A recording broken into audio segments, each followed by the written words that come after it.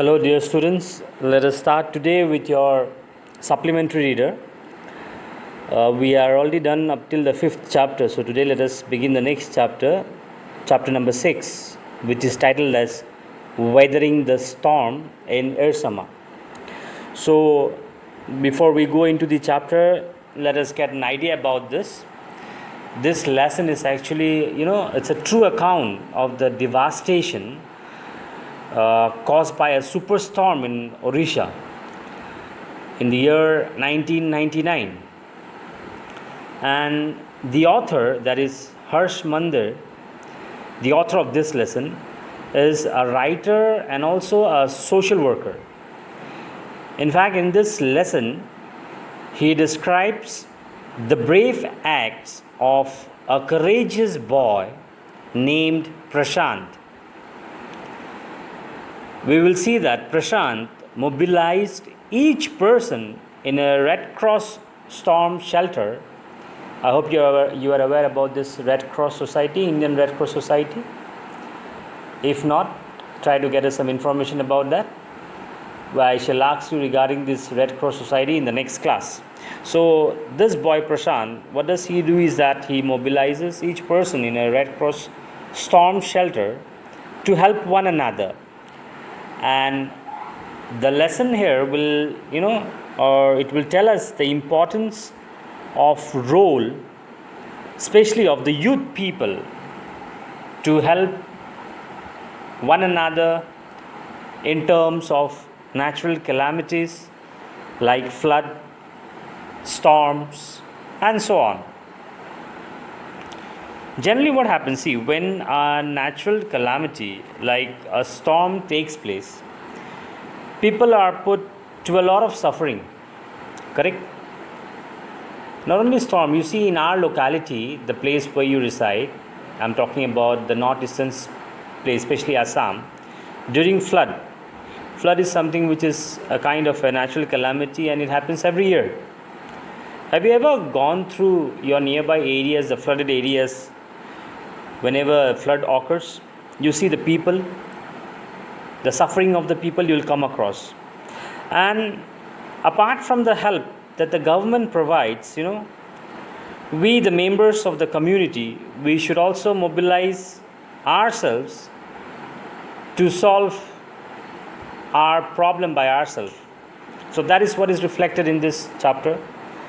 Plus, you will also see that how a young boy, hardly somewhere around, 19 years old, takes the initiative and helps the members of his community to stand on their feet. In fact, his leadership qualities are something, which is worthy to be praised. Now let us go into the lesson. Listen properly, dear children. So as I told you that this story is a true account of the devastation which is brought about in Odisha in the year somewhere around 1999 by a super cyclone. And it was so that on 7th October 1999, Prasanth, who was a young boy of 19 years old, went to Ersama, to his friend's house. Now, Ersama is a small town. It's in coastal Odisha. Coastal areas which are nearer to water bodies are called coastal area. So, it's a small town in coastal Odisha, which is somewhere around 18 kilometers from his village. Now, when the cyclone hit the coastal Odisha, Prasanth was in Ersama. And this cyclone continued for almost 36 hours. In fact, this cyclone brought down all the houses, the huge old trees, everything was destroyed. Now Prasanth had to spend 2 days at Ersama. As I told you that this cyclone went out and it continued for 36 years, so he was not left with any other choice. He had to spend 2 days at Ersama. But he was worried about his family. And once the cyclone was over, he started for his village. He covered somewhere around 18 kilometers of distance to his village, But the journey to his village was something, a very kind of,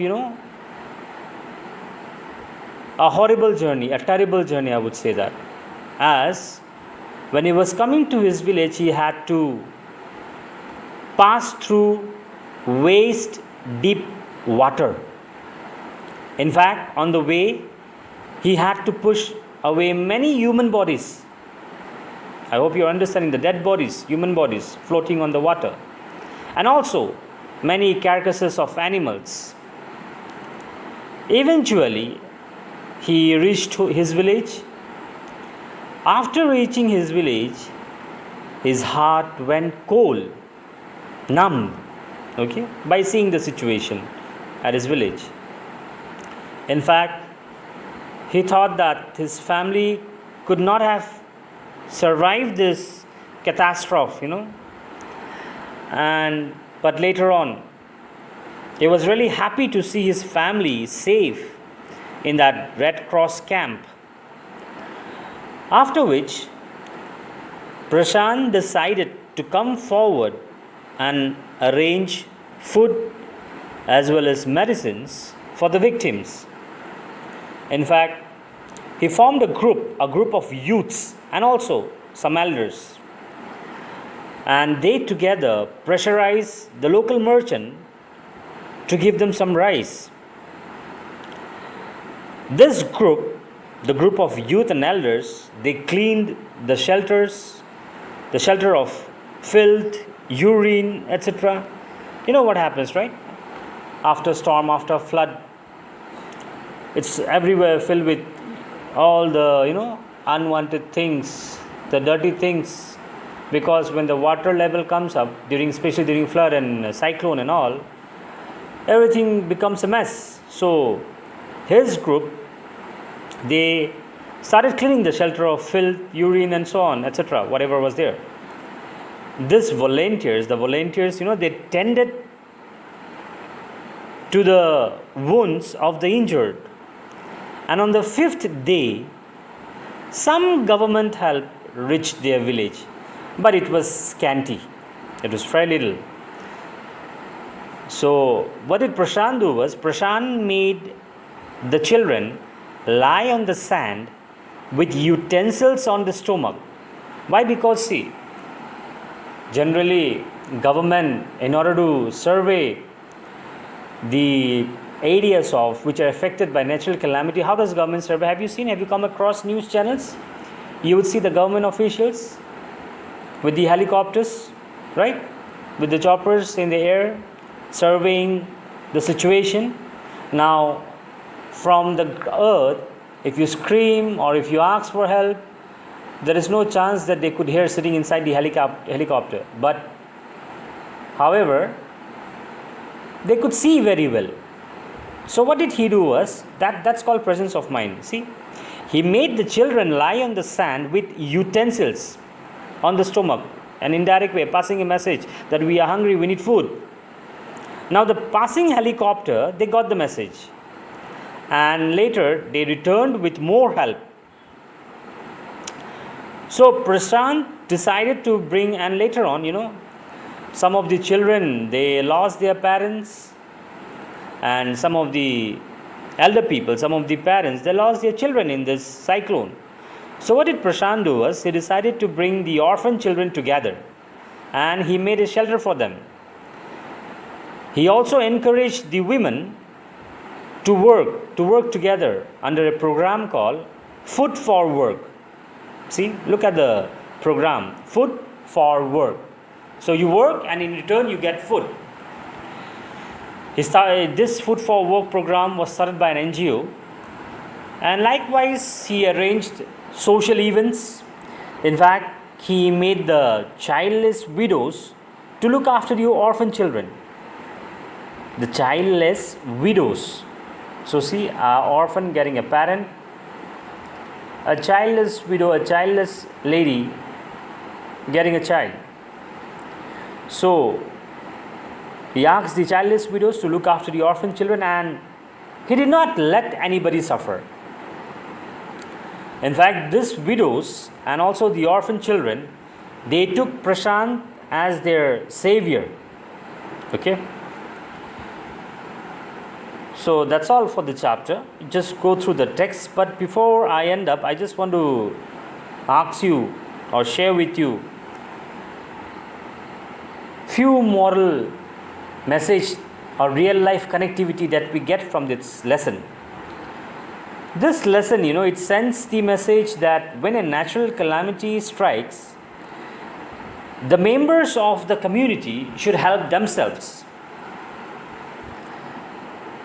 In fact, they should not be totally dependent upon the government to provide help. Yes, government will provide, but before that, we all can unite and we can help each other. In fact, another message, another learning that we get from this lesson is that the youth have a major role to play in organizing the community. As always, today's youth is tomorrow's future, tomorrow's society. You all are tomorrow's society. So, youth should provide the leadership role to solve the problems of the common people.